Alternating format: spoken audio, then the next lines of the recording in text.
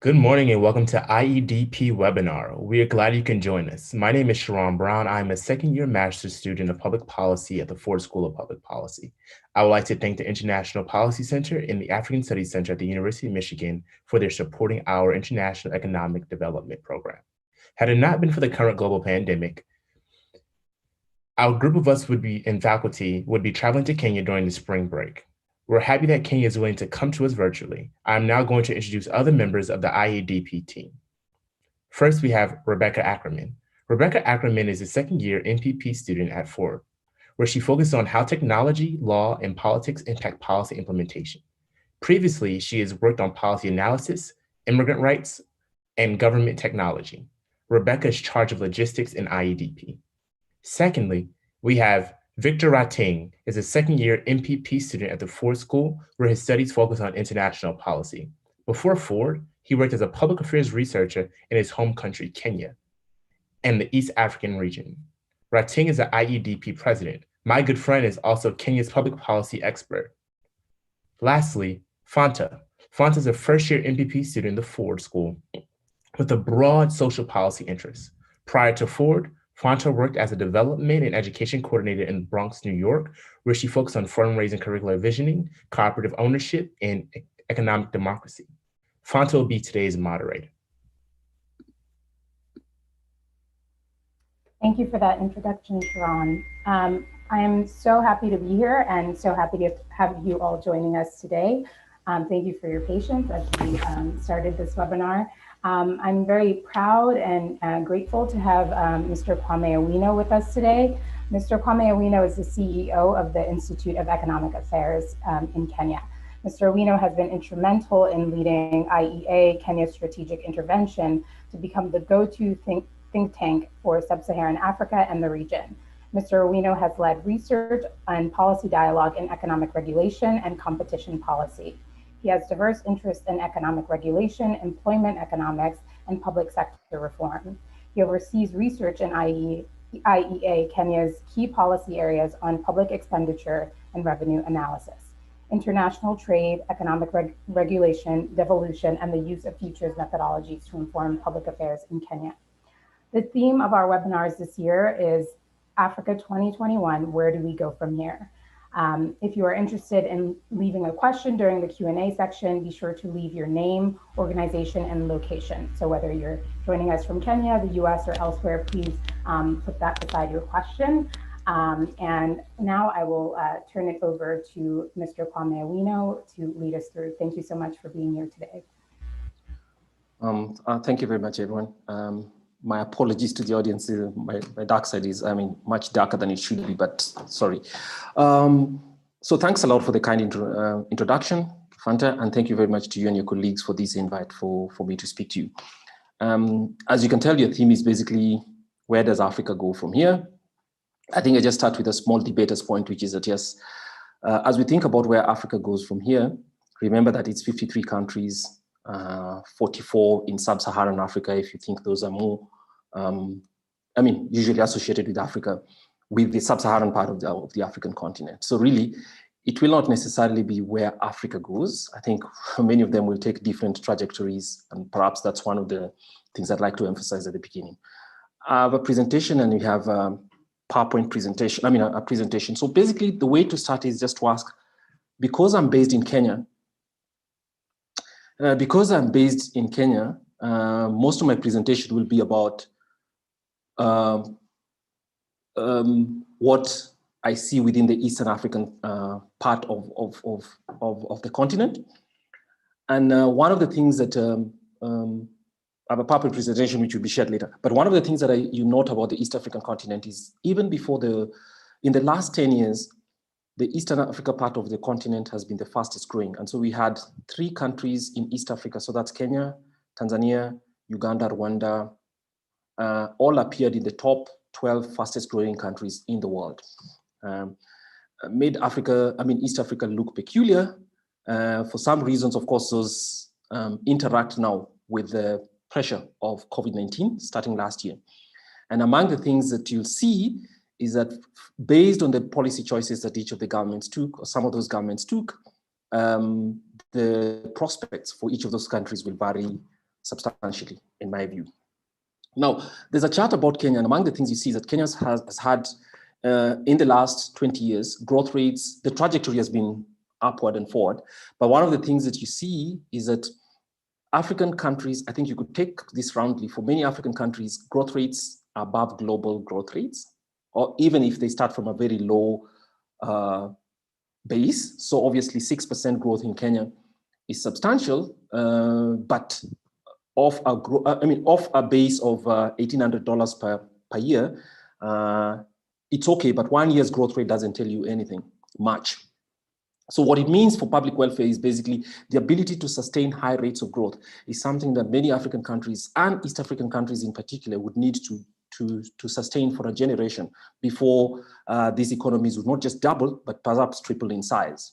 So that's the development challenge. The development challenge for most Eastern African countries, I'm speaking Rwanda, Kenya, Uganda, Tanzania. Somalia is in a different grouping, obviously because of the political difficulties that it's had, South Sudan as well. But many of these Eastern African countries have had and have shown that they're capable of high rates of growth, GDP growth rates. The problem has been the ability to sustain those growth rates. So you see quite a lot of shocks, and some of those shocks are weather shocks, political shocks in the case of Kenya as well. And those shocks tend to make those growth rates fluctuate quite a bit. So in the last 20 years, for instance, okay, thanks. We finally got it working. In the last 20 years, for instance, you can see that this is not just typical of Kenya, but basically fairly high growth rates coming from 2%, going all the way back to 7-8% of growth. And the fluctuations are quite a bit. I mean, showing you that fluctuation. And that's a problem in itself, because the inability to stabilize growth means that there are very big shocks for people's incomes and for the citizens' incomes. That's an important thing to bear in mind as we think about what will COVID-19 mean. Because COVID-19, as you can see towards Kenya, towards the end of your chart, COVID-19 and the emergency measures that the government of Kenya needed to take, I think many of them were prudent, led to both a supply side and a demand side shock, meaning that for the first time in 20 years, Kenya's growth rates are probably going to be negative. I think the third quarter, which ended in October last year, in September last year, suggested that the growth was already looking up, but it is still possible at the end of this year, for the first time in 20 years, income growth, or rather GDP growth will be about 1.5%, which is below the population growth rate. And what that means is basically incomes will actually just basically be stagnated for the population. Going out to the next slide, I'm just trying to think about what it means for, yes, thanks. What this means for Kenya's, again, I'm focusing on Kenya, but we can speak generally. So if you look at the growth at constant prices, I'm trying to situate here what the size of the Kenyan economy is, considering, and remember I've mentioned that the growth rates look to be high in comparison to global growth rates, but the base in terms of the size of the Kenyan economy for a population of 48 million people, GDP at market prices came from $57 billion in 2015 to $89 billion. So they're not very big economies compared to the rest of the world. The amount of value added as well, which is that difference between 1 year's GDP and the other, is still less than 10 billion. 2017 was an outlier of sorts, but all that. So we see small or rather high growth rates creating value and affecting public welfare and incomes. And when this collides with the shocks that we see, obviously there's a reason for us to ask ourselves, what will Africa and what will Kenya? And this is typical of many African countries and Eastern African countries as well. Now, we know that one of the things that is clear, global growth rates have been affected. So let me ask ourselves, what does it mean for the shock that came with COVID-19 for Kenya? In the next slide, we'll be talking about what economic growth rates in the medium term would be based on the fact that the reality of the shock that Kenya suffered. And one of the things that you see here is, I and one of my colleagues, a simulation about what it means for the kind of rebound that he expected. And our students of development, you all know, and public affairs, you all know that while GDP growth is not everything, but for countries of low incomes, the average income in Kenya is about $1,800 per year, which is about $150 a month. So growth rates and being able to sustain growth rates matters for people's jobs, but it also matters for incomes at the same time, because it also matters for the kind of revenues that government is able to invest in public goods and to provide public services. So what we have here are 3 lines, where the blue line suggests what was the forecast growth without the effects of COVID-19. What was the expectation? The second one is if Kenya was to experience a quick rebound. Remember, for almost 2 quarters, which is half of the year, there were severe restrictions which affected both supply sides and demand sides of the market. Supply side, by that I mean that, for instance, one of the bigger sectors in Kenya is tourism, in terms of employment numbers, close to about 9% of GDP. Because global travel could not take place, obviously, hospitality centers, many of the major hotels at Kenya's coasts and in the major urban areas and all these other places were closed for most of the year. They're still closed until, right up to this moment. So obviously, the contribution of tourism to to Kenya's growth definitely would be severely affected.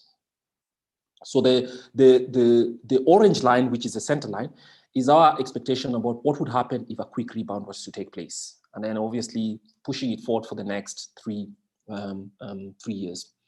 And then the final one, which is a slow rebound, an expectation that Kenya would start from 1% economic growth rate in 2020, then go to 2.5, 3.4, and 5.2. Now, what I'm trying to illustrate here is through this simulation to show that irrespective of what the causes are and how fast Kenya recovers, and the expectation is actually it will be somewhere between the slow rebound and the quick rebound position. At the end of this year, Kenya will have grown by just about 1 to 1.5 percentage points, suggesting that being able to pull and actually cover the ground between what would be the fastest growth rates or the anticipated growth rates without the virus, there's quite a lot of welfare loss, and it's unlikely to be recovered. So obviously, the momentum will have to be rebuilt once again before the push forward. So that's what you see by this graph. This is more or less the same picture. I think many African countries, and especially within East Africa, so I'm talking here of Rwanda, high growth rates as well, Uganda, Tanzania had very high growth rates. But the effect of COVID-19 in its interaction with local domestic economic conditions would probably mean that the best expectation would actually just be a quick rebound or somewhere between the quick rebound and the slow rebound. But what I'm trying to show is that the effects of this virus, in as much as it has not had severe deaths, and mortality, as has happened in other parts of the world, has actually taken away from many African countries and East African countries as well, a portion of growth which is substantial. And obviously the recovery would be much slower than it would have been. That's probably saying the obvious. But let me now go down to the next slide, in which we're trying to compare coming out from East Africa. So what's next? Now, we are looking here at trends in GDP per capita between the year 2009 and 2019, comparing Africa to other comparators. And of course, data sources are from the World Bank. And as you can see from the left page, which is about a decade ago, what the basic incomes in current US dollars were in Malaysia, Brazil, South Africa.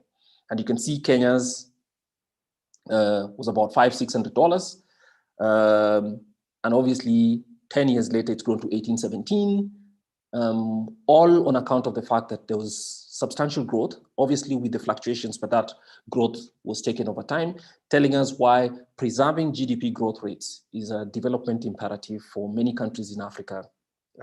Kenya is one of the biggest economies in Africa, not in GDP per capita terms, but in not only in GDP per capita terms, but also in just the nominal size of the economy. And as you can tell, many of the countries that you see, Kenya, Tanzania, Uganda, Rwanda, Ethiopia, and Burundi, are on the eastern side of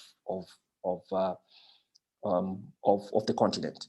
And then the 2019 picture tells you again some substantial growth. But obviously, one of the things that you see is Kenya and African countries, in as much as the growth is taking place, are not really catching up with some of the other growth pollers in Asia, of course, obviously in Latin America. But I think the only country that seems to be holding its own is South Africa, which has a very complex economy compared to the rest of the African countries. Many of these African countries that we talk about with Kenya and all that, are still agrarian societies. Subsistence agriculture is a major one, and they're therefore susceptible to shocks of weather, specifically other political shocks, because they're not very developed democracies. So the development challenge becomes very evident in the picture that you saw here. So as you see, even while the sample average of these countries that we have here in 2019 is $3,000, only one African country is above it, and obviously that's South Africa. So the gap between African countries, notwithstanding their fast growth and the rest, is important. And this is an important foundation for what happens to the African continent and African countries specifically as we go forth. Now all these interacts with the fact, so next slide, please. All these interacts with the fact that when you come to Kenya, and I think this is a shared word, even before the last shock, as I told you, African countries are susceptible to shocks. Speaking here of East Africa specifically, you can see the figures that we show here is basically Kenya's spending. So the green charts, the green bars, the dark green bars at the top represent public spending as a share of GDP. The blue ones, the light blue, next to the green bars are basically what the revenue collections. And the difference between the green bars and the lighter blue and the ones at the bottom represent what the public debt, the public deficit is every year. Now you see a very light one, which talks about the target. That's the medium-term debt management strategy target for Kenya, which is 3% of GDP. And in all the last 9 years, it's been at least double that. Now, what does this mean? Even before COVID-19, Kenya was already facing a situation of public debt distress, in the sense that a carryover of very high deficits over time. Because remember, deficit financing for Kenya has mostly been, like most countries, has often been in the form of debt.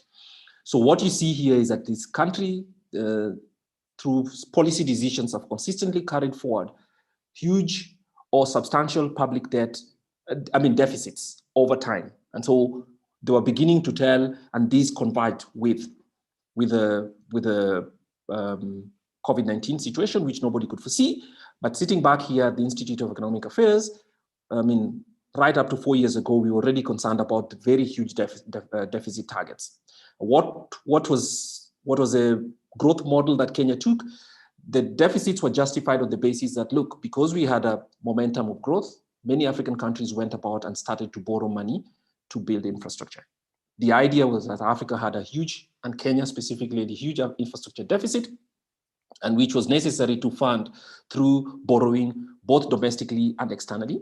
Some of it was Chinese, not exclusively Chinese, certainly, but some of it was Chinese money. In Kenya's case, infrastructure projects were built, some roads, but most of it was a railway line whose construction between Mombasa, the port of Kenya, the major port in Kenya, to Nairobi, which is the capital city, where the seat of government is, was equivalent to 5% of GDP. A single investment. That's the single biggest investment that Kenya has made in its life. Since independence in 1963. That story is generalizable to many parts of Africa and many parts of the East African countries. There was a real investment in infrastructure based on public borrowing. And remember, while people attribute African public borrowing to Chinese easy loans, it's not really true. In Kenya's case, for instance, Kenya actually took about 3 loans, commercial loans, which is basically commercial borrowing from international banks, some based in the US and a few others, and consortiums of banks. So remember, we have on the one side the COVID-19 stress, which could not be, COVID-19 emergency, which could not be foretold, at least largely so. And then these are policy choices. So what I'm trying to show is how things or policy choices the governments make collide with other factors and create a challenge, which I think is Africa's challenge and Kenya's challenge for the next 5 years or perhaps even a full decade. So let's go to the next slide.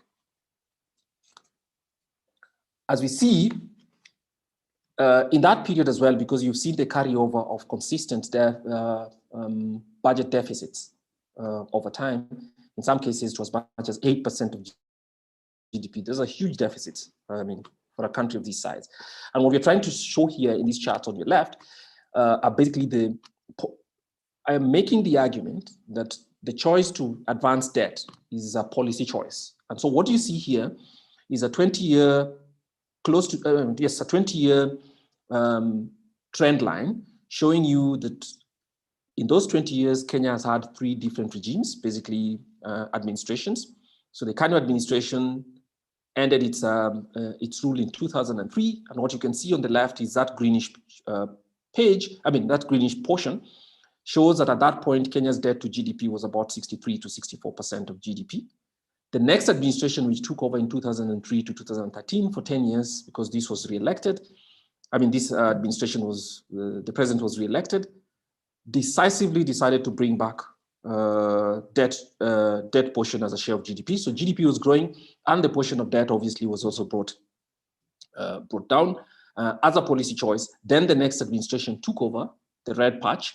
Red is not for any reason, it's just the numbers that were, the colors that were available to us based on our choice, on the menu.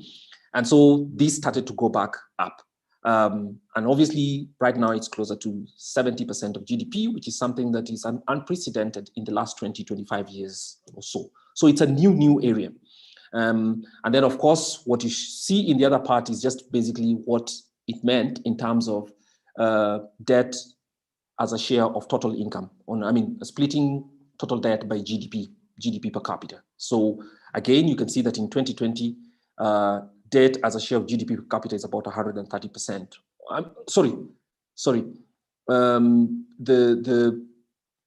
The vertical cycle shows what the debt on a per capita basis is, and obviously these are years. So what you can see is that by 2020, which is the end of last year, the average Kenyan owed about $1,200 worth of debt, which is, again, is the highest that it's been ever before in real terms.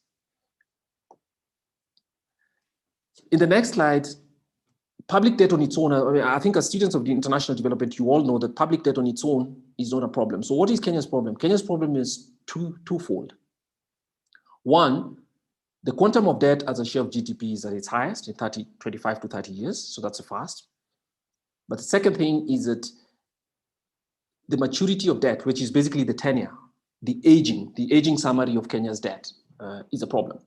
So Kenya has, or the Republic through policy made decisions, the administration made decisions to expand Kenya's debt. And what you can see here is that while the debt is substantial, most of it is very short-term debt, in the sense that there are debts which have to be paid within a year or so. And as you can see here, 80% of 80% in net present value, 80% of all the debt that Kenya, the public sector debt in Kenya, has to be paid within 4 years or less. If you take 5 years, it's a little bit higher. Now, 5 years or less rather. So what that means is that the bills for payment are actually coming up much, much faster. Revenues have not grown as fastly, as quickly, at the same pace rather, sorry. Revenues have not grown at the same pace, but the debt and the repayment periods for debt have shrunk, meaning that Kenya needs to be paying more debts, the public sector needs to be paying more debt. And this has two implications. One, it has implications for the fact that the amount of debt that Kenya needs to pay is high, but the revenues have not grown at the same pace as debt. So if you put all those together, even the amount of money that's available for the emergency response was really tame. In fact, what the government of Kenya did was, because it did not have sufficient money to actually invest in a stimulus equivalent to 10% of GDP in the US, a few parts in Europe. South Africa had 8% of GDP, which is to provide a fiscal stimulus to get the economy going because of the problem of the restrictions that had to be put in place because of COVID-19 and the spread. In Kenya, it was a very, very small fiscal stimulus. Instead, what government did was attempt a fiscal stimulus through tax cuts, which worked. Something like 80% of the tax cuts, something like 80% of the fiscal stimulus that Kenya engaged in came from tax cuts, income tax cuts that came in last year. And I think that helped quite a bit because by the end of the third quarter of the year, it appeared, also aided by the fact that mortality rates were not very high, it appeared that economic recovery was happening. But this maturity table, or rather chart, emphasizes the fact that the debt quantum has grown substantially in 8 or 9 years, but the debt maturity, which is basically the amount of time that's available to pay for that debt, is not. So in other words, government of Kenya borrowed money on short-term basis, commercial loans, spent that money in constructing infrastructure, which is expected to pay over long term. The infrastructure has not paid. Some of it is actually white elephants, will not probably pay. And when the emergency came, it was totally unprepared because it did not have fiscal space to be able to spend, either on the health side or even in terms of ensuring that the public stimulus, or rather the government would fund a stimulus to keep the economy going. So that's essentially one of the things. Now, I come to the other question. So basically, if you look at it, the recovery in Kenya would be slower than it would have been, nevertheless. I suspect that will also be true of East African countries. So let me tell you why. So to the south of Kenya is Tanzania. The government of Tanzania made an early decision that it would not go into the equivalent of lockdowns. Now, Kenya did not have lockdowns, but there were severe restrictions, curfews in terms of movement restrictions, and a few other things about closure of borders, temporary. The government of Tanzania did not make that decision. In their view, at the domestic level, they did not have a significant problem with virus infection and the spread. I think the truth is somewhere more complicated than that, because there's evidence in Kenya of people crossing from Tanzania, and some of them were unwell.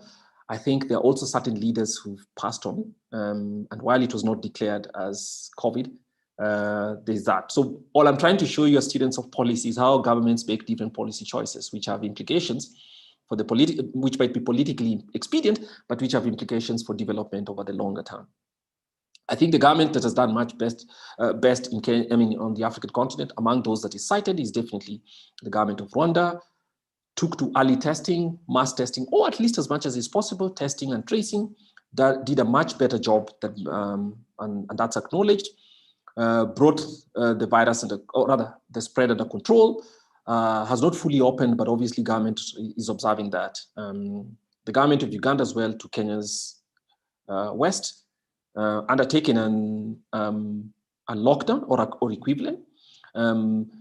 This interacted with the elections period, and obviously because of the elections, I think there was a constraint on the campaign activity that the opposition and the president himself could carry. So all these questions of a global pandemic interacted differently with the policy choice, interacted differently with the domestic conditions, and the policy choices were taken would have different implications. So yes, however, none of these African countries have yet started any vaccination. Kenya expects to start vaccination sometime in March. Even then, it'll go on for at least a year.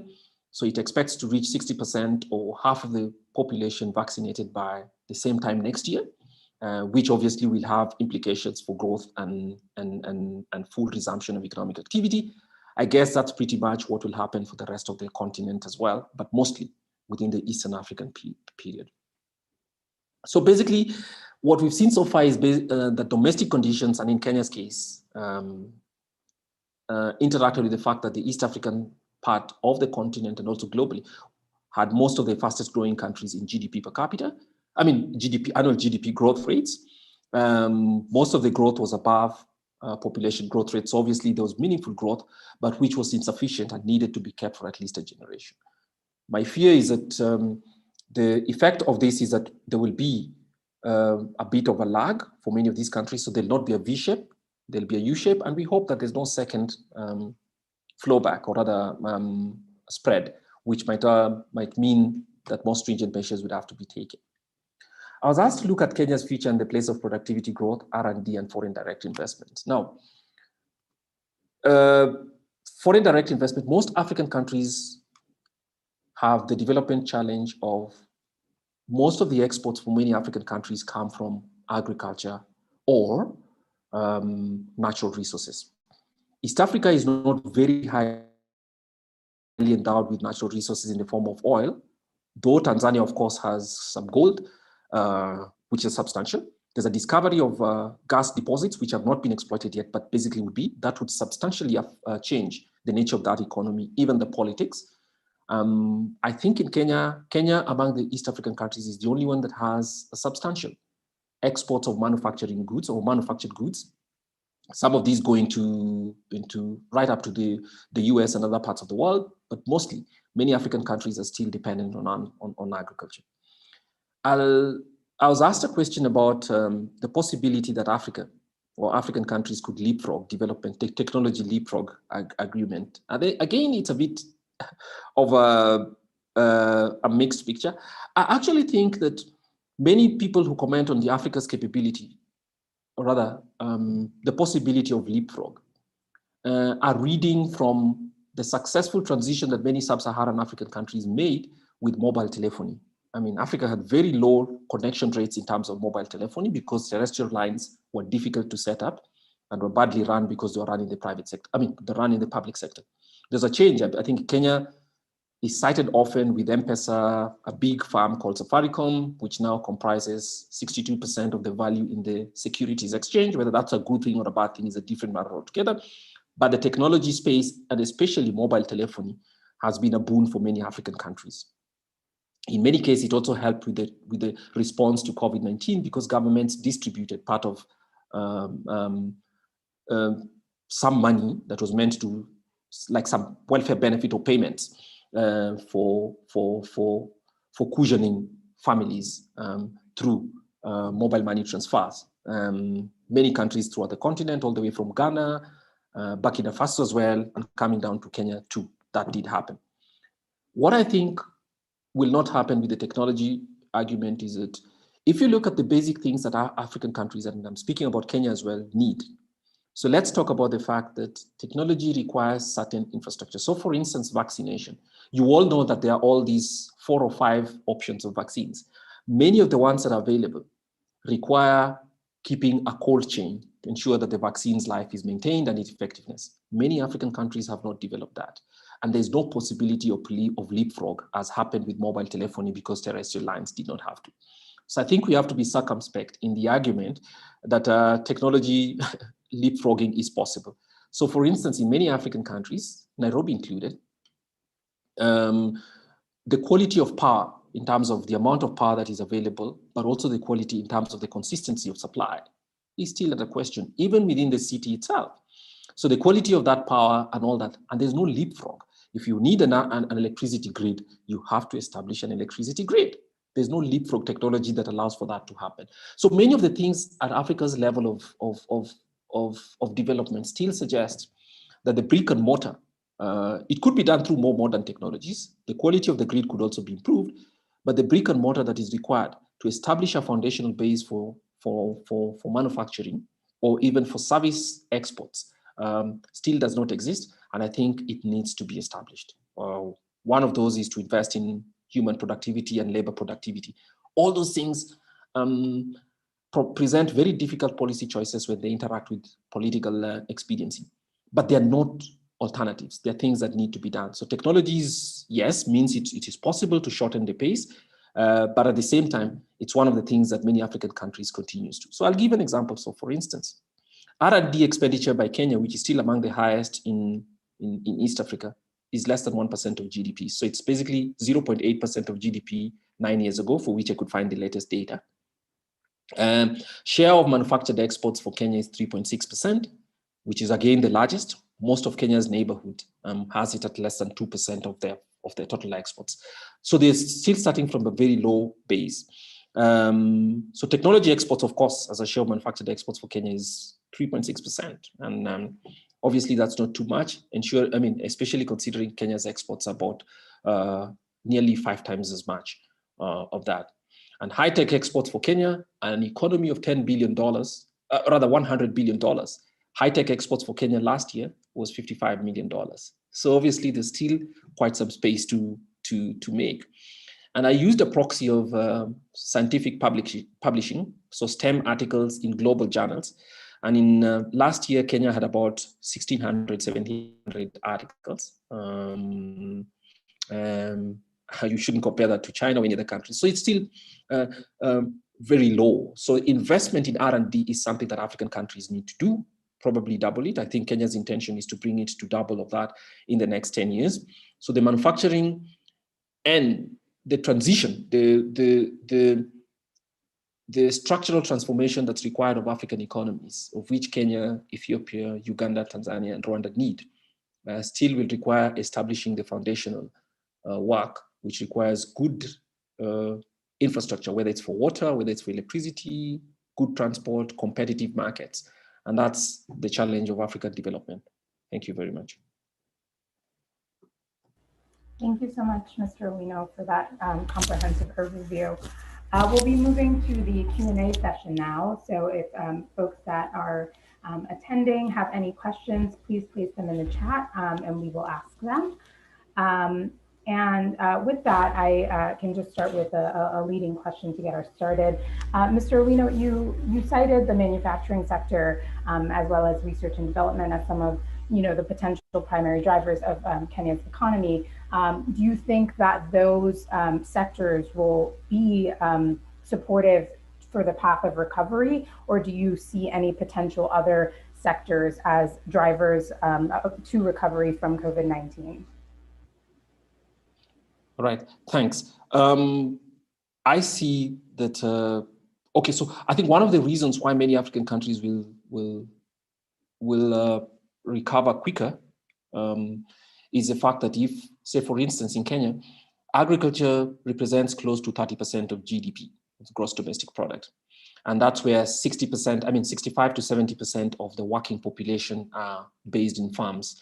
So what that means is because most of the farms, or rather most of the work takes place in farms, and farms are very aerated. So the possibility of transmission was much, much lower. So many people who work in farms were not as affected by the restrictions that are required to keep a healthy population than would happen in a sedentary workplace like in the offices.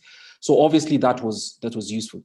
I think as well that there's dependence on the ability for export globally. So many African countries still export, whether it's tea, coffee, and petroleum, for instance, not as much for petroleum, not as much for East African countries, with the exception of South Sudan. But if you think about it, what it means is that if demand recovers in the US, in Europe, and other parts of the world, then obviously the possibility of ratcheting upwards export demand to ensure recovery will take place. Manufacturing has had a problem because even for Kenya, where manufacturing is close to 8% of GDP, the intention for Kenya is actually to double it to 15% before in the next 3 years. One of the things that's a problem is that instead, many African countries actually suffered what was called premature deindustrialization.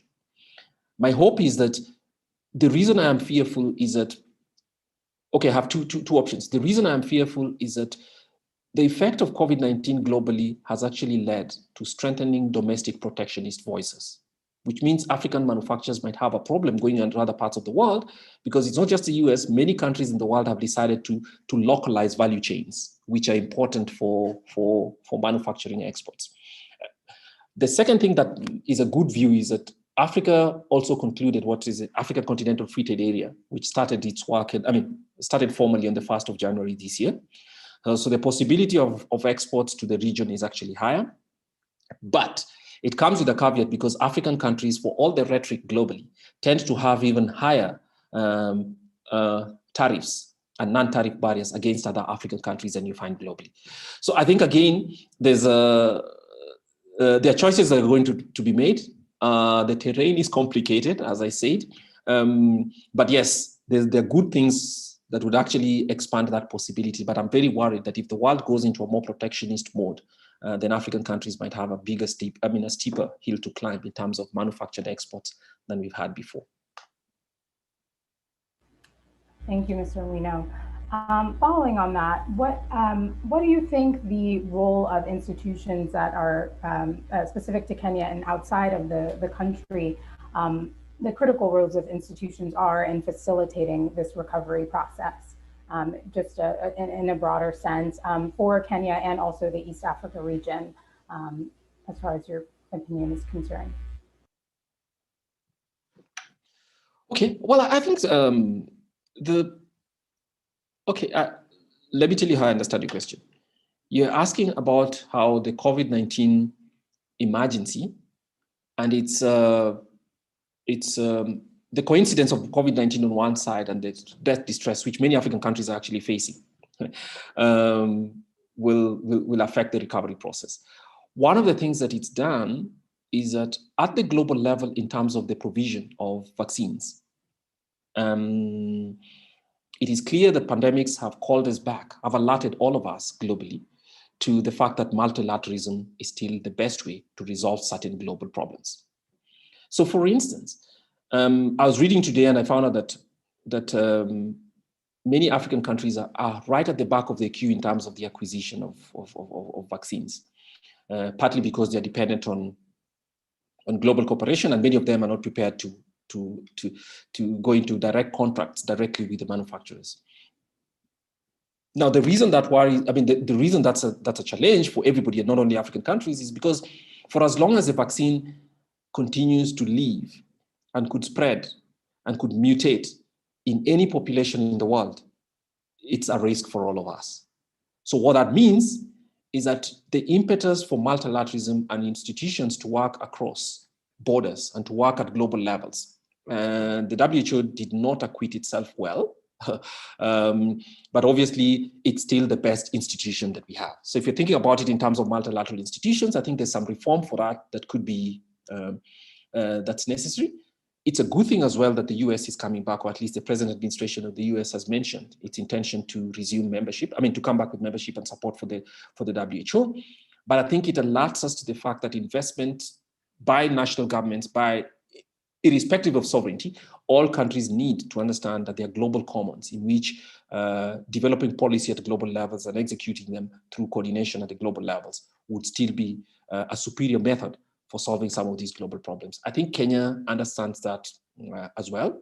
East African countries understand that too. But what it also says is that African countries need to put in a little bit more in order to get influence at the global levels. I think as well that a couple of days back, it was announced that an African lady, extremely competent in my view, will be taking forward the WTO's leadership at the Director General level. That should alert African countries to the need for multilateralism, just at the time when everybody is using COVID-19 as both an excuse, and in some cases it's politically expedient, because blaming the foreigner is a useful way to build domestic clout in politics on this continent. It's alerting us to the fact that, look, these windows are still open. And my view, as I conclude, is that African countries do not have the luxury of stating that we can block ourselves from other parts of the world. I think investment, foreign direct investment, is necessary to provide investment for exports, and at the same time to open up opportunities for employment on the African continent, all of which are needed for a quicker recovery from these shocks. Thank you for that response. We have an audience question from Michael Henry Lerner. The question is, you mentioned that weather shocks have been important drivers of economic variability in East Africa. In light of the increasing frequency of weather shocks due to climate change, could you comment further on the steps that governments are taking to reduce the impact of future shocks on their economies? Wow, okay. Again, I think weather shocks and the effects of global warming are salient in Africa. I don't think, well, depending on who you listen to, there's the argument that global warming is not real. I am personally persuaded that the evidence suggests it is, though I do not agree with the idea that we should, especially the African continent, should suspend use of carbon energy in advance of other nations that have used it for 200 years. So carbon-intensive energies need to be replaced. the opportunity cost of their replacement in Africa would be much higher than it would be for people in the US. So I think what African countries need to do is both domestically and globally to actually take responsibilities at a pace that is consistent with the development levels of African countries. Now, that's not a denialist argument. That's a realist argument based on what the opportunity cost of rushing in with expensive technologies which African countries cannot afford would be. For instance, in Kenya, only half of the households are actually covered by electricity. And it's a very expensive thing to provide. Kenya tends to have much cleaner sources of energy than others. But when it comes to public transportation, a good number of Kenyan people who work in Nairobi City, for instance, walk to work because public transportation modes are still very expensive. So the idea that you can replace transport solutions in Kenya with non-carbon solutions should be at the most a medium-term goal. It is not something that can happen. You can do that in Sweden. You can do that through a carbon tax in other places.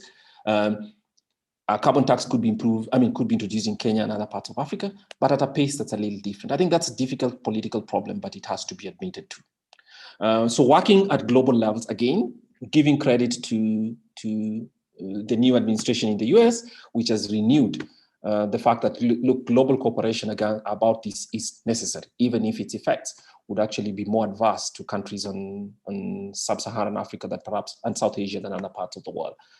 So it again just re-emphasizes that the choices of policies will depend on what can be solved at national domestic policy level, the reforms that African countries need to make, and they obviously, I think, open up to the fact that African countries can, with boldness, bring more effective solutions at the global levels as well. Because global warming has to be solved at all those levels, taking account of the relative contributions of different countries. And I have to say this, that I'm not an environmental nationalist, but it is clear that you cannot ask Kenya to take the same burden as you'd be asking Sweden, for instance, or Denmark to take. I mean, that would be inequitable, and that would be the result would be it would be difficult to actually get a global compact that everybody would comply with for the medium term, for the long term. Thank you, Mr. Owino. A reminder, folks that are just joining us, if you have any questions, specific questions for Mr. Owino, please add them into the question and answer chat box.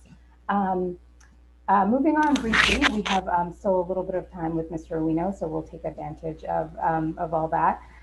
You briefly touched upon the point of Africa's middle class narrative.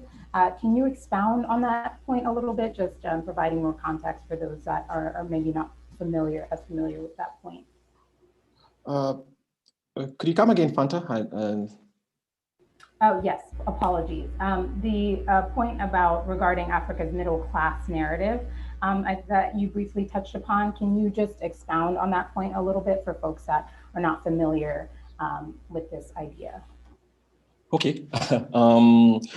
Well, one of the things that happened in the last 10 years, and I think it's going to change, partly with the debt distress and obviously the reality of growth, is that there was a growth in the African middle class in many countries, including Kenya and other parts of this continent. And there's an assumption, therefore, that middle class growth was sufficient. But the truth is, African countries were growing from very low income levels. And so while there's a middle class, it's not that large. And it was a very fragile middle class because a shock such as the one we have in Kenya today, for instance, the example is the government of Kenya announced restrictions and closures, I think on the 16th of March last year, when it became obvious that globally, I think there was a big problem that governments needed to think more clearly about. So there was closures, restrictions, obviously on global travel, restrictions on curfews in Kenya, and public health measures. Now, in that first quarter alone, between March and June, the number of jobs lost in Kenya was 1.7 million, 1.8 million, which is equivalent to job creation for 2 years.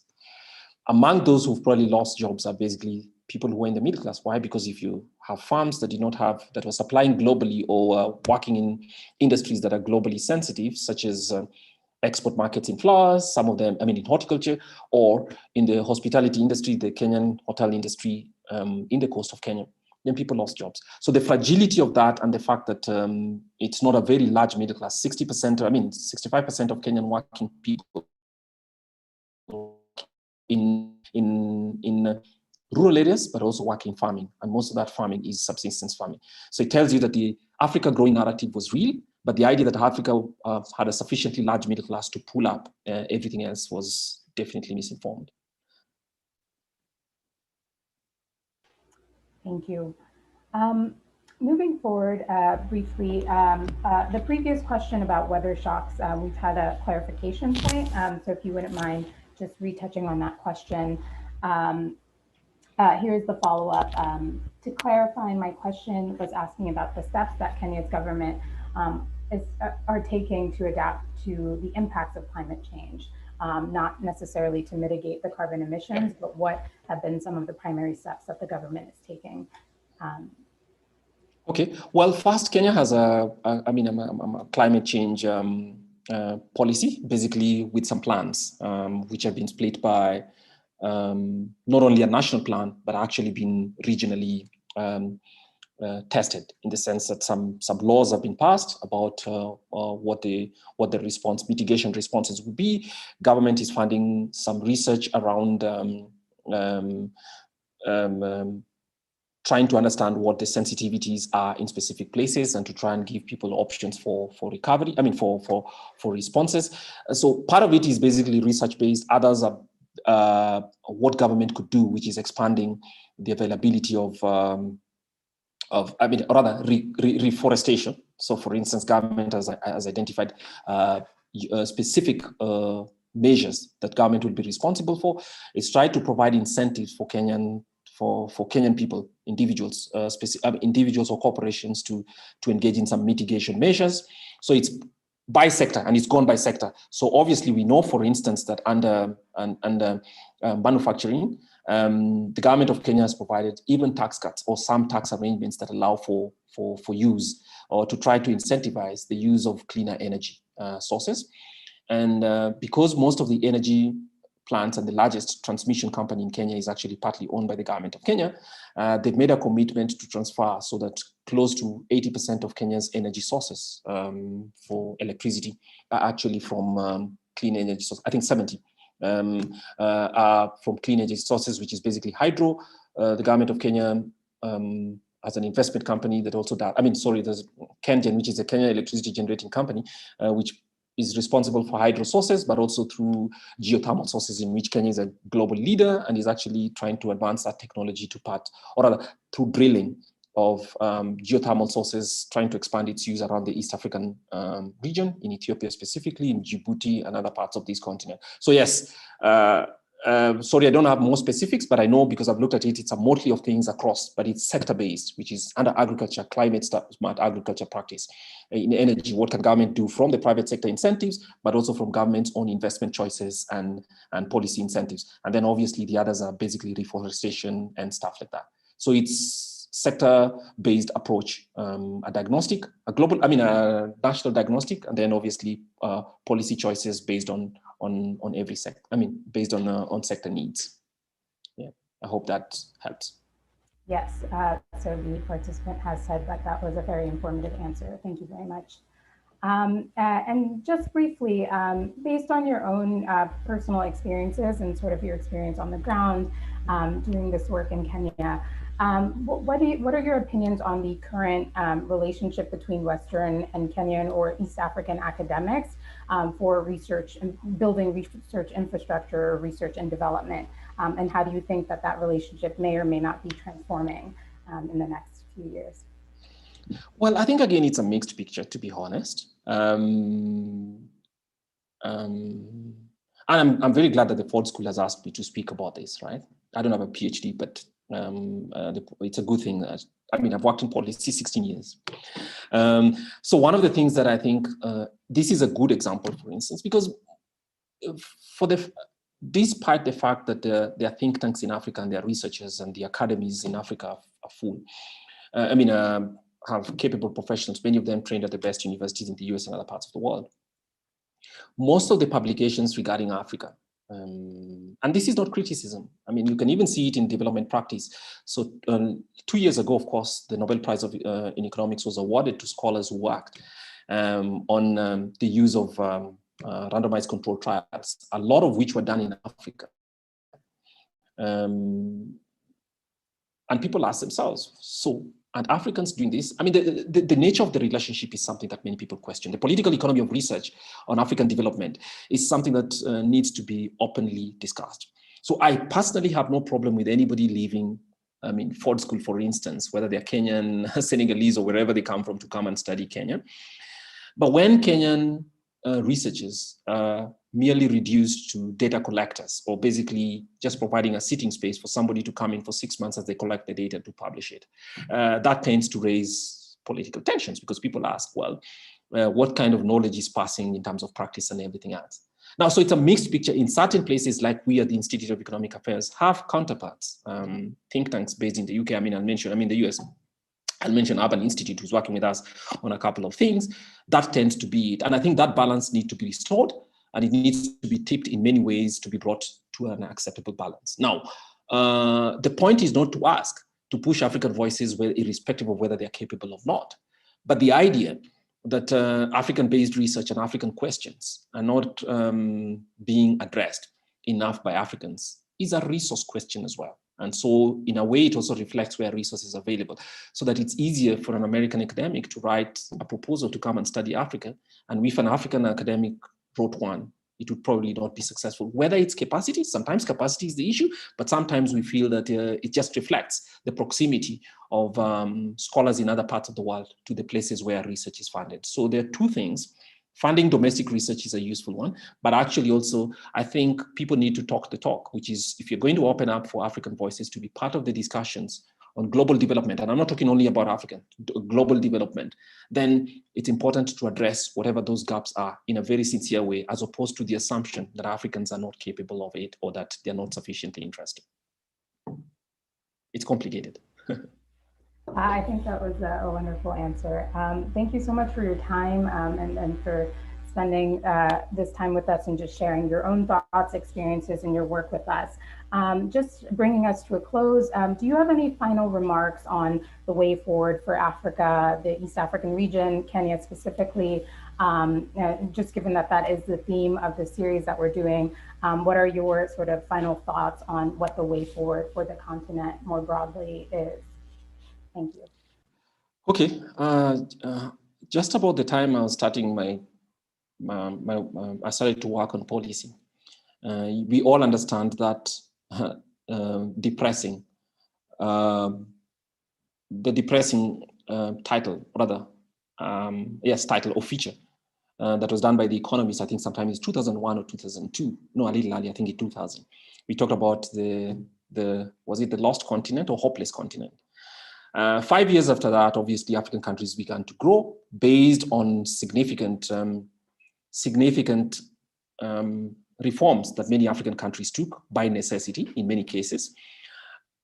And then obviously 5 years after that, it was basically about middle-class Africa or a growing continent or whatever. I think there's a lot of, I am largely, and so basically the debate regarding Africa tends to be Afro-pessimism versus Afro-optimism.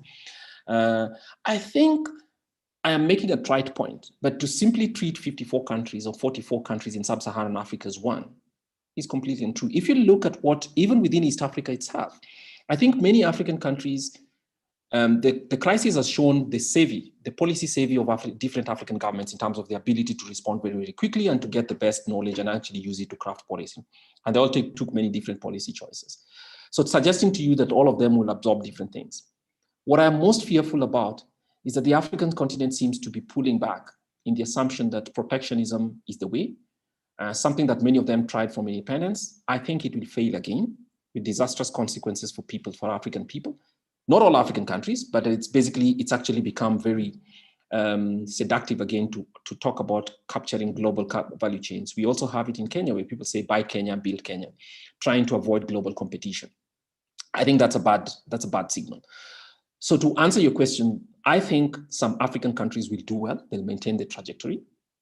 Many African countries will struggle, both because African countries do not want to make the decision to liberalize the politics, basically more open politics and competitive politics, and the economy at the same time. So there might rise again in Africa the quest or the attractiveness of strongman politics because the belief is the developmental state and those cliches that we've gone through before. So I'm very pessimistic about some 5-6 African countries. Maybe if you invite me again, I can speak about why and them. But many African countries will actually continue to mark time because the nature of African reforms have never been that people are prepared to take the reforms all the way. What we do is that reforms are taken when it is necessary. As a crisis, the debt crisis is going to affect many African countries and reforms will become necessary. Blame the World Bank and the IMF for it. And then as soon as it begins to look up again, the arrogance and hubris comes back and people start to talk about, look, let's think about an African model of development. There isn't. The model of development works for all human beings. Let's pick the best models that work.